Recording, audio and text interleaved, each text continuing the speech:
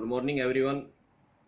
आज हम अपकृत्य विधि के महत्वपूर्ण टॉपिक मानहानि के संबंध में चर्चा करेंगे, अध्ययन करेंगे। देखिए,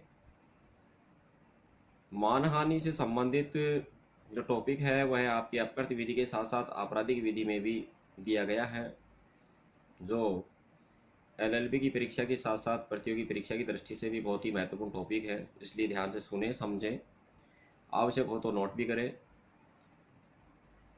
मानहानि, जैसा कि शब्द से ही आप समझ गए होंगे, समाचार पत्र के माध्यम से, टीवी के माध्यम से भी आपको इसके संबंध में सुनने को मिलता रहता है, पढ़ने को मिलता है। आज हम इसके संबंध में विस्तृत चर्चा करेंगे कि जिस प्रकार से व्यक्ति के जीवन में संपत्ति का एक बहुत ही महत्वपूर्ण, एक आवश्यक स्थान है, उसी प्रकार मान, प्रतिष्ठा, ख्याति का भी एक व्यक्ति के जीवन में बहुत ही महत्वपूर्ण स्थान है। प्रतिष्ठा या चरित्र की बात करें तो एक व्यक्ति के लिए बहुत ही मूल्यवान माना गया है, और मैं कहूँ कि ये सबसे अधिक मूल्यवान संपत्ति है एक व्यक्ति की। प्रतिष्ठाहीन या अपमानित जीवन जीने की अपेक्षा मरना ही श्रेयस्कर समझा जाता है। कहा भी जाता है कि यदि किसी व्यक्ति का चरित्र चला गया तो समझिए सब कुछ चला गया। इस प्रकार से एक व्यक्ति के जीवन में मान, प्रतिष्ठा, सम्मान और ख्याति, रेपुटेशन का बहुत ही महत्वपूर्ण स्थान है। स्टूडेंट्स, रेपुटेशन क्या है, ख्याति क्या है?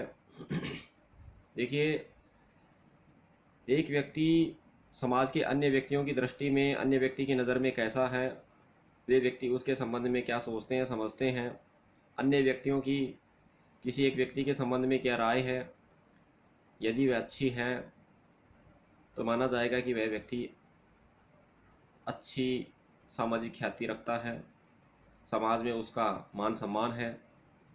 और यदि कोई व्यक्ति किसी अन्य व्यक्ति के संबंध में असत्य या मान हानिकारक कथन कहता है, प्रकाशन करता है, जिससे कि वह व्यक्ति अन्य व्यक्तियों की दृष्टि में गिर जाए, लोग उससे उपेक्षा करने लगें, उपहास का पात्र बन जाए, तो ये मानहानि माना जाएगा।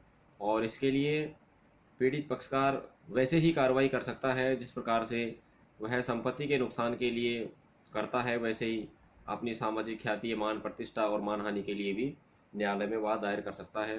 देखिए,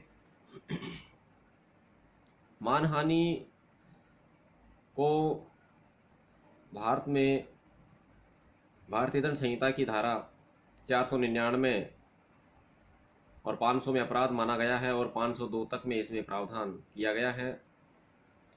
इंग्लैंड की बात करें तो इंग्लैंड में पोर्टर समिति की सिफारिश के आधार पर मानहानि अधिनियम 1952 पारित किया गया, और वहाँ पर दो स्थिति हैं। देखिए, मानहानि दो प्रकार की होती है, अपमान लेख और अपमान वचन। तो इंग्लैंड में अपमान लेख को अपराध माना गया है, लेकिन अपमान वचन को एक सिविल रोंग माना गया है। लेकिन भारत में ऐसा नहीं है। भारत में दोनों को अपराध माना गया है और साथ ही साथ अपकृत्य भी माना गया है। इसलिए यदि कोई एक व्यक्ति किसी दूसरे व्यक्ति की मान, प्रतिष्ठा, ख्याति, रेपुटेशन को नुकसान पहुंचाता है, हानि पहुंचाता है, अपमानित करता है, उसके संबंध में असत्य या झूठे कथन प्रकाशित करता है, तो पीड़ित पक्षकार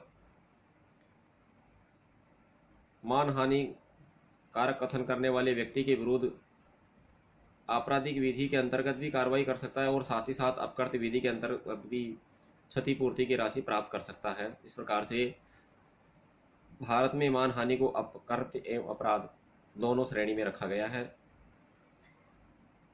यहाँ यह भी ध्यान रखना चाहिए कि कोई कथन यदि उतावलेपन से या क्रोध में कह दिए जाते हैं, कोई ऐसी गाली होती है जिससे सुनने वाला अपमानित महसूस करने का अनुमान नहीं लगा सकता, तो वह अपमानजनक नहीं मानी जाएगी। जब तक कि वह किसी की भावना को आहत न पहुंचाए, किसी को परेशानी का कारण न बने, तब तक मानहानि नहीं मानी जाएगी। प्रतिष्ठा या मान सम्मान अन्य व्यक्तियों की राय पर निर्भर करती है। किसी एक व्यक्ति के संबंध में किसी अन्य व्यक्ति के द्वारा असत्य तथा सम्मान की हानि पहुंचाने वाली यदि बातें कही जाती हैं तो उसे मान हानि के लिए उत्तरदायी ठहराया जाएगा। स्टूडेंट्स, ध्यान रखना, ये मान प्रतिष्ठा संबंधी जो अधिकार है वह सर्वबंधी अधिकार माना जाता है, अर्थात राइट इन रेम। तो ये आप ध्यान रखना। अब हम इसकी परिभाषा की बात करें तो सरल शब्दों में बात करें तो किसी व्यक्ति के संबंध में कथन को शब्दों के द्वारा, लेख के द्वारा, चित्रों के द्वारा या महत्वपूर्ण संकेतों के द्वारा इस प्रकार से प्रकाशित करना कि जिसके कारण संबंधित व्यक्ति के प्रति घृणा, उपहास, अपमान का भाव पैदा हो जाए और उसकी प्रतिष्ठा को धक्का लगे, लोग उससे उपेक्षा करने लग जाएं, तो कहा जाएगा कि मानहानि हो गई उसकी। मानहानि लिखित में भी हो सकती है, मौखिक रूप में भी हो सकती है। उसके बाद में हम प्रोफेसर विनफील्ड के शब्दों में बात करें तो उन्होंने कहा कि किसी व्यक्ति के संबंध में ऐसे कथन प्रकाशित करना जिससे कि वह व्यक्ति समाज के विवेकशील व्यक्तियों की दृष्टि में गिर जाए और जिसके परिणाम स्वरूप लोग उसे उपेक्षा करने लग जाएं, तो माना जाएगा कि वे कथन मान हानिकारक है। इसी प्रकार हम सामंत के शब्दों में बात करें तो सामंत ने कहा कि किसी व्यक्ति के संबंध में बिना कानूनी औचित्य के, बिना विधिक औचित्य के असत्य एवं मान हानिकारक कथन का प्रकाशन करना मानहानि माना जाता है। इस प्रकार से अलग अलग विधि शास्त्रियों ने अलग अलग शब्दों में परिभाषित किया। स्टूडेंट्स, मैंने अभी आपको बताया कि मानहानि दो प्रकार की होती है। एक होती है अपमान लेख, लिबेल, और दूसरी होती है स्लैंडर अर्थात अपमान वचन। अपमान लेख में मानहानि लिखित रूप में होती है, स्थायी रूप में होती है, टाइप कर दिया जाए, चित्र बना दिया जाए, फोटो है, फिल्म है, कार्टून है, किसी का पुतला बना दिया जाए, किसी के दरवाजे पर कुछ लिख देना आदि रूप में होती है। यह आंखों से संबंधित होती है और स्थायी रूप में होती है। अपमान वचन की बात करें तो अपमान वचन के अंतर्गत कोई कथन होते हैं, संकेत होते हैं, कोई भाषण होते हैं जिससे सुनकर लोगों के मन में व्यक्ति विशेष के प्रति घृणा या अपमानजनक भाव पैदा हो जाता है। ये अस्थायी रूप में मानहानि होती है और ये कानों से संबंधित होती है। देखिए, विधि की दृष्टि में अपमान लेख स्वतः अनुयोज्य है। अपमान लेख के मामले में न्यायालय मानकर चलता है कि वादी को नुकसान हुआ है, उसको कोई विशेष क्षति साबित करने की आवश्यकता नहीं होती। लेकिन अपमान वचन की बात करें तो अपमान वचन में मानहानि कथन शब्दों या वचनों के द्वारा बोलकर की जाती है। यह अस्थायी रूप में होती है जिससे सुनकर दूसरे व्यक्ति की नज़र में एक व्यक्ति की मान प्रतिष्ठा गिर जाती है। तो यहाँ पर प्रश्न उठता है कि अपमान वचन कब स्वतः अनुयोज्य होता है, कब एक्शनेबल पर्सी होता है। अपमान लेख की तरह अपमान वचन के लिए हम बात करें तो इसमें देखिए कुछ विशेष क्षति साबित करनी पड़ती है, लेकिन कुछ ऐसी परिस्थितियां हैं जिनके अंतर्गत अपमान वचन भी स्वतः अनुयोज्य माना जाता है। जिसके अंतर्गत नंबर 1 है कि जब वादी के विरुद्ध कारावास द्वारा दंडनीय अपराध का यदि कोई आरोप या अभ्यारोपण लगाता है तो यह स्वतः अनुयोज्य माना जाता है। नंबर 2 है संक्रामक रोग से ग्रसित होने का यदि आरोप लगाया जाए तो ये भी स्वतः अनुयोज्य मानी जाती है।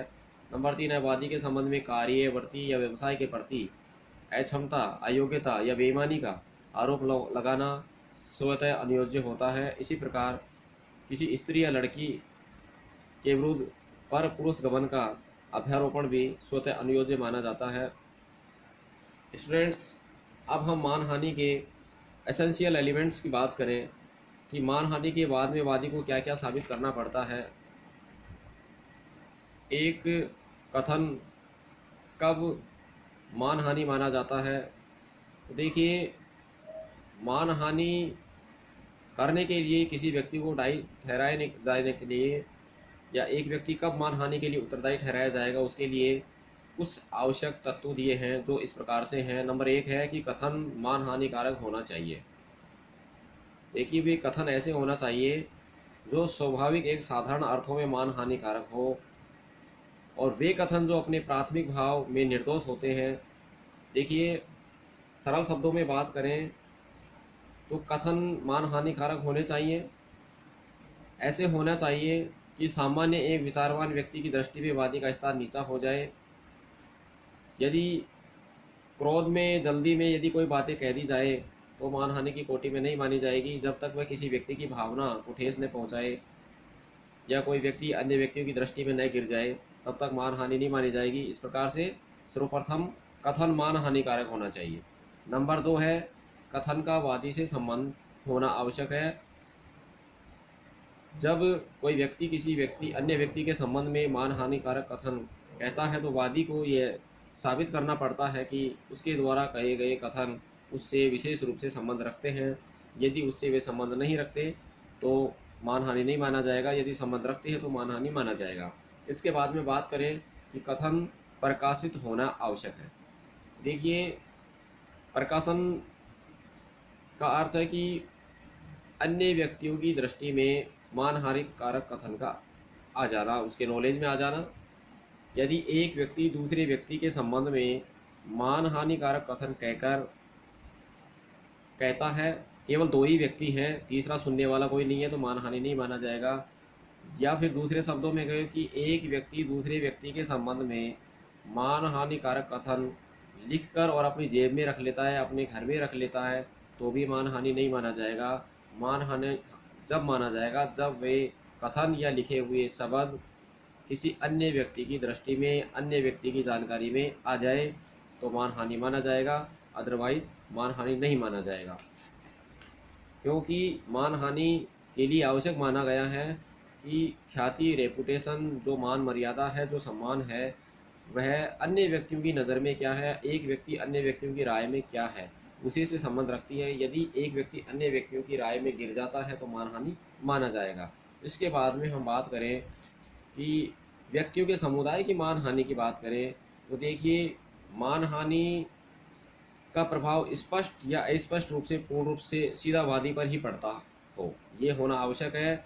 एक पूरे समूह या व्यक्ति के समूह की भी मानहानि हो सकती है और उसमें से प्रत्येक व्यक्ति भी मानहानि का वाद ला सकता है, लेकिन ऐसे मामले में समूह इतना बड़ा न हो कि कथन मानहानिकारक होने की वास्तविकता ही नष्ट हो जाए। यदि कोई अपमान लेख व्यक्तियों की किसी समूह के विषय में है तो कोई भी व्यक्ति उसके लिए दावा कर सकता है, यदि वह यह साबित कर दे कि वह लेख उस पर लागू होता है या उससे विशेष संबंध रखता है। इसके बाद में हम पति एवं पत्नी की बात करें तो देखिए, इंग्लैंड के सामान्य कानून में किसी अन्य व्यक्ति के विषय में पति द्वारा पत्नी से अथवा पत्नी द्वारा पति से कहा गया मानहानिकारक कथन प्रकाशित नहीं माना जाता। पति और पत्नी का एक ही व्यक्तित्व माना जाता है। लेकिन हम बात करें कि पति के संबंध में पत्नी को मानहानिकारक पत्र भेजना या पति को पत्नी के संबंध में मानहानिकारक पत्र भेजना मानहानिकारक माना जाता है, क्योंकि जब पत्र के माध्यम से हम मानहानिकारक कथन लिख के किसी को दूसरे व्यक्ति के पास भेजेंगे तो उनका एक व्यक्ति से दूसरे व्यक्ति की जानकारी में आ जाने पर प्रकाशन समझा जाता है और बात चलने योग्य हो जाता है। इस प्रकार से स्टूडेंट्स, आज हमने मानहानि क्या है, उसकी परिभाषा और उसके आवश्यक तत्व, मानहानि के प्रकार के बारे में हमने चर्चा की। अब देखिए, साथ ही साथ अंत में इसके रिपीटेशन की ओर बात कर लेते हैं कि किसी भी मानहानिकारक कथन के प्रकाशन की यदि कोई पुनरावृत्ति करता है, रिपीटेशन करता है, तो यह एक नया प्रकाशन माना जाता है और ये भिन्न एक नए वाद का कारण बनता है और उसके लिए अलग से वापस कार्रवाई की जा सकती है। इस प्रकार से आज हमने मानहानि क्या है, उसके आवश्यक तत्व, उसके प्रकार और रिपीटेशन, पति पत्नी की स्थिति, समुदाय की मानहानि के बारे में हमने चर्चा की। मेरे विचार से इस वीडियो के माध्यम से आप जरूर लाभान्वित होंगे। अगले वीडियो में हम वापस मिलेंगे। आज के लिए इतना ही। थैंक्स।